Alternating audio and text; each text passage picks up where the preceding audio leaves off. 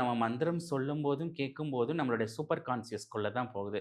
நீங்க மந்திரங்கள் திரும்ப, திரும்ப, திரும்ப கேட்கும்போது என்ன ஆகும்னா, உங்களுடைய ஆழ் மனசுல உள்ள நம்ம சொல்றோம் இல்லையா, கர்ம வினைகள் இதெல்லாம் குறையறதுக்கான ஒரு சோர்ஸ்.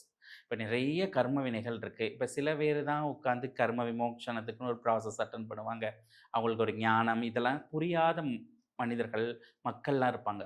அவங்கலாம் இந்த கோயில் மந்திரம், இந்த நாமங்கள், இறைவனோட மந்திரத்த சொல்லும்போது குறிப்பா நம்மளுடைய கோஷங்கள் 6 கோஷங்கள் இருக்கு நம்மளுடைய பாடியில. அன்னமயா, பிராணமயா, கர்மமயா, மனோமயா, விஞ்ஞானமயா, ஆனந்தமயா. இந்த மந்திரங்கள்லாம் சொல்லும்போது என்ன ஆகுதுன்னா, நம்மளுடைய பிராணமய கோஷாலையும் வேலை செய்யுது. நம்மளுடைய கர்மமய கோஷங்களையும் வேலை செய்யுது. அப்போ இந்த கர்மானால யார் கஷ்டப்படுறாங்களோ, அவங்க அந்த மந்திரங்கள் சொல்லும்போது கண்டிப்பா எ ரிசல்ட் கிடைக்குது. இன்னைக்கும் பார்த்தீங்கன்னா, அ எத்தனையோ பேரு பிபி நோயால கஷ்டப்படுறவங்கலாம் நிறைய பேர் அனுபவம் சொல்லியிருக்காங்க. இத எல்லாருமே பண்ணா தான் பார்க்கணும். பார்க்காம எதையுமே சொல்லாம, அனுபவத்த கேட்க கேட்க தான் நம்மளுக்கு அது மேல ஒரு ஃபெய்த் வரும்.